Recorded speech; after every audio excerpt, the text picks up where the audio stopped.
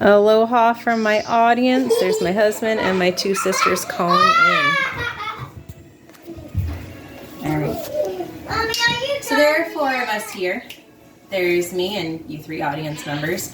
Statistically, one of us will struggle with a mental health crisis.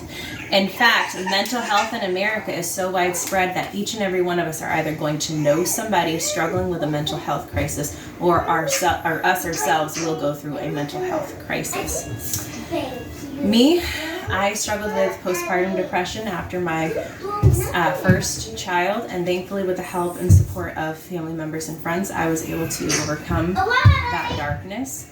And as a teacher, I've had students and I've seen other students who struggle with mental health. It's an epidemic, and in order to help this, educators should have mandatory mental health first aid training in order to teach. And Christian teachers especially need to be very attentive to the mental health needs of the students that they are teaching.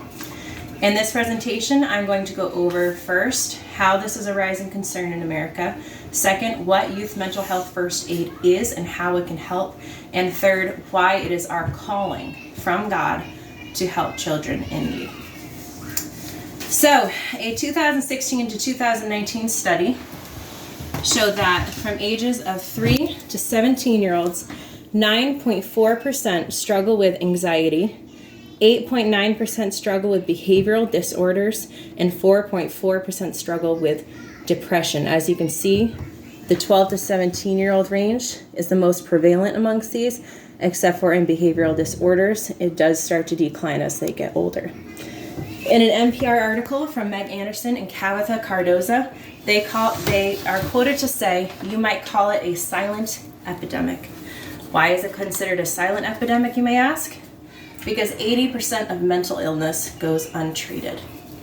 How could that happen? Well, teachers are underprepared to deal with a child in a mental health crisis. There's a lack of resources provided to schools to know what to do when a child is struggling with their mental health.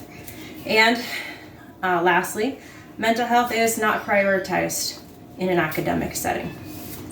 Along with that, kids do not want to come up to a teacher and say, "Hey, I'm struggling." There's a stigma around mental health. There must be something wrong with you if you're struggling or have to see a therapist. There is the need to have social acceptance and peer pressure, and also there's a lack of self-awareness that children have to know whether they're going through a struggle or not. Teachers need to be prepared to see the signs and symptoms and to act accordingly. That is where youth mental health first aid training comes into play. In August, all of the teachers at the academy that I work for took mental health first aid training, and we all got certified in youth mental health first aid. And we got an in-depth understanding of the signs and symptoms of behavioral and mental disorders and what we should do during that. So let's look into some of what we are expected to do for that. This is called the ALGAE plan. So first, we're called to approach and assess for any kind of risk of suicide or harm and do it in a very tactful way. We're taught how to do that tactfully.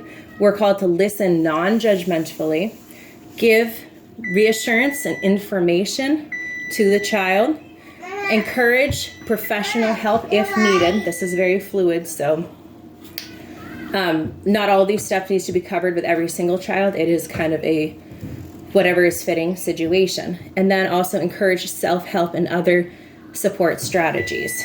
This also, one moment please. This training also encouraged educators to have a self-care plan, because quite frankly, you can't pour from an empty cup.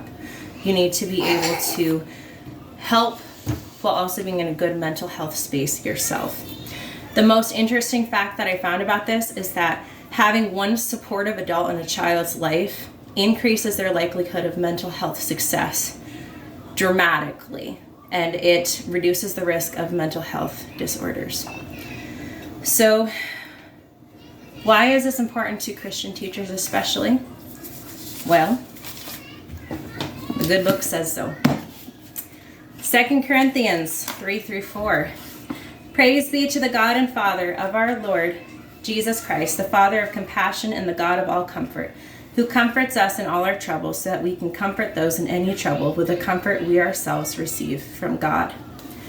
God calls us to use the comfort and peace that he has given us to provide comfort and peace to those around us who are struggling. Secondly, John 15:12-13. My command is this: love each other as I have loved you. Greater love has no one than this, to lay down one's life for one's friend.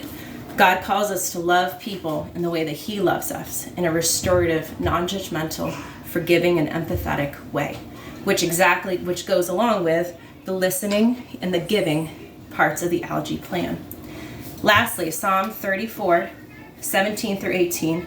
The righteous cry out, and the Lord hears them. He delivers them from all their troubles. The Lord is close to the brokenhearted and saves those who are crushed in spirit. God cares about our struggles, and he's there to provide healing.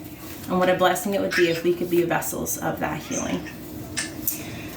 So to summarize, mental health is a rising issue in our nation, especially in our youth, yet teachers and staff are usually underprepared for it. We can fix that by requiring youth mental health first aid training to all who work with kids. God calls us to love his people, and this is a way that we must focus on doing that.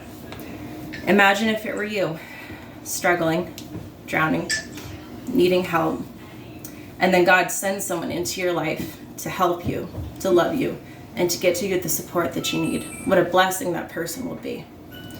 And imagine if it were you who saw someone struggling and who were prepared to be able to lift them up, to give them the help they need, and then you watch them flourish from there.